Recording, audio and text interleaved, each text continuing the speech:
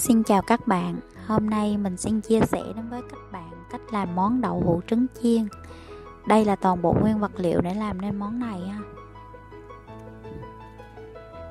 Đầu tiên mình cần 30g bột mì, 4 quả trứng gà và 300ml sữa đậu nành.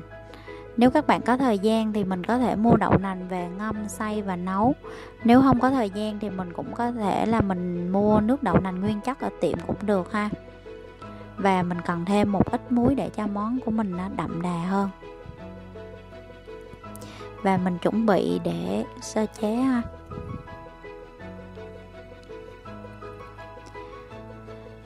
Mình sẽ cho 300ml sữa đậu nành vào nồi. Và tiếp theo là mình cho 30g bột mì vào luôn. Và khi cho bột mì thì mình nhớ mình rây để cho hỗn hợp của mình được mịn ha.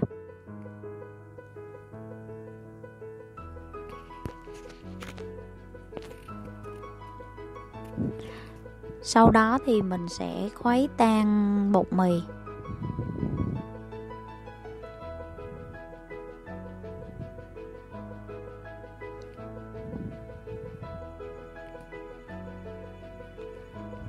Sau khi bột mì đã tan thì mình chuẩn bị bắt lên bếp.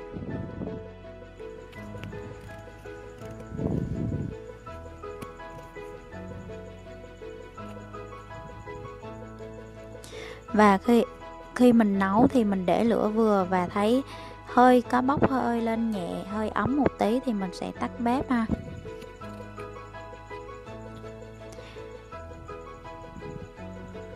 Rồi tiếp theo là mình đập trứng. Món này thì mình sẽ lấy cả lòng trắng và lòng đỏ trứng luôn ha.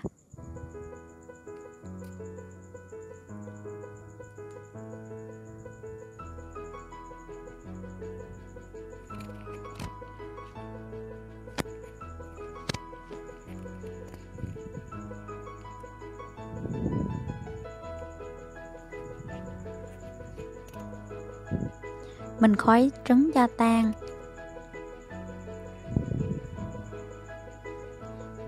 Các bạn nhớ là mình khuấy cho tan trứng chứ mình đừng có đánh mạnh quá thì nấu nó sẽ dễ bị rỗ. Và mình cho ra hết muối vào luôn ha.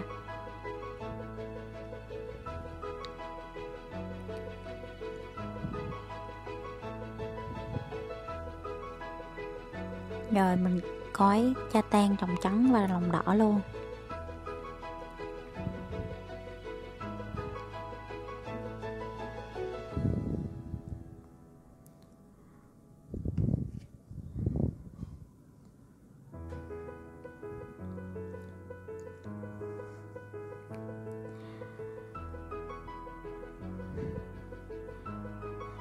Sau khi khuấy trứng xong thì mình sẽ cho hỗn hợp nước đậu nành vào.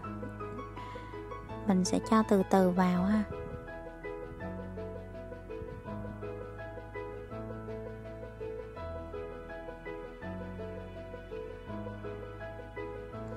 Rồi mình cũng sẽ khuấy tan.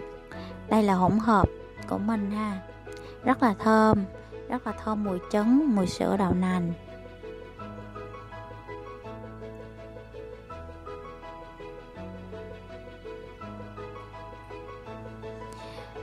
Để cho thành phẩm của mình được mịn và đẹp thì mình sẽ rây lại một lần nữa nhé các bạn.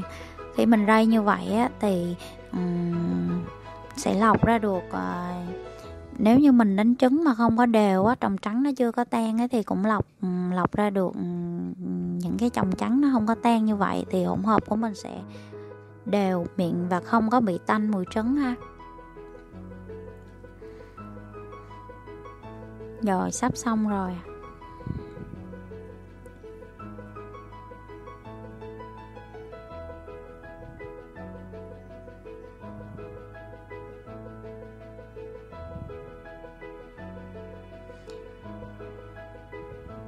Đó các bạn thấy chưa, mình rây á, mình sẽ rây ra, mình rây là những cái cặn nó sẽ ra hết. Đây là hỗn hợp của mình nè, rất là mịn, rất là thơm và có màu vàng óng. Tiếp theo thì mình sẽ chuẩn bị cho vào đồ để hấp. Thì mình hấp ở nhiệt độ cao thì mình nên dùng thố thủy tinh, hoặc nếu dùng nhựa thì mình nên dùng những loại nhựa chịu lực tốt, để khi hấp nhiệt độ cao sẽ không có gây hại ha. Mình có lót giấy nến ở dưới để mình không bị dính khi gỡ ra rất là dễ. Còn nếu các bạn không có giấy nến thì các bạn có thể quét một lớp dầu ở dưới, sau đó mình sẽ đổ hỗn hợp vào, nhưng nó cũng hơi khó lấy hơn là mình lót giấy ha. Giấy nến mình có thể mua ở tạp hóa cũng có nha các bạn. Mình cho hỗn hợp vào ha, rồi chuẩn bị mình hấp. Các bạn thấy có đơn giản không ạ?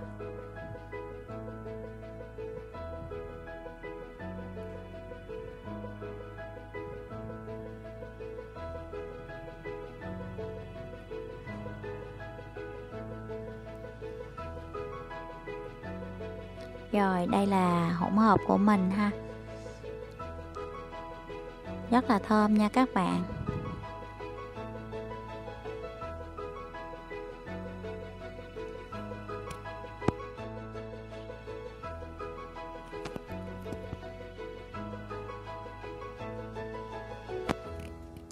Mình chuẩn bị nồi hấp thì mình để lửa để cho nước nó hơi ấm, hơi sôi thì mình sẽ cho hỗn hợp vào. Cái nồi mình hơi nhỏ nên mình sẽ hấp từng lượt. Các bạn đậy nắp á, cho kín nhưng mà không cần quá chặt đâu, để lát mình dễ gỡ ra để mình kiểm tra ha. Mình hấp trong khoảng từ 20 đến 25 phút thôi là hỗn hợp sẽ chín. Để lửa vừa thôi nha các bạn. Rồi 20 phút rồi mình kiểm tra ha. Làm giống như làm bánh lăng vậy đó. Đó, mình lấy nắp ra và mình kiểm tra. Các bạn sẽ dùng một cây tăm để mình kiểm tra ha. Khi mà mình đưa xuống mình lấy lên và cây tăm mình nó không có dính gì hết là nó đã chín rồi nha các bạn. Khi đã chín rồi thì mình đưa ra, lấy ra cho nguội ha.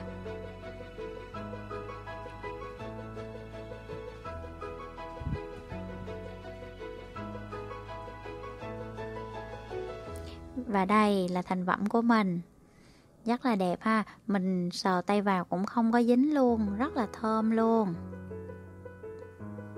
Rồi bây giờ là mình sẽ gỡ ra nha các bạn. Tại vì mình lót giấy nến nên gỡ ra rất là dễ dàng. Còn nếu mà các bạn không lót giấy á, thì hơi khó, thì các bạn cắt nhỏ ra rồi các bạn lấy ra sẽ dễ hơn.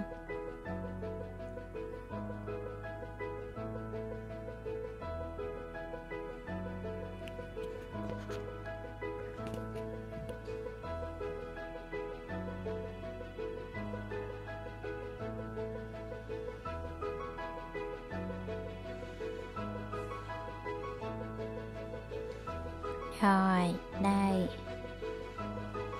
Mình gỡ giấy nến ra ha. Đây là thành phẩm của mình nè. Bây giờ mình sẽ cắt theo cái kích thước mà mình muốn ha.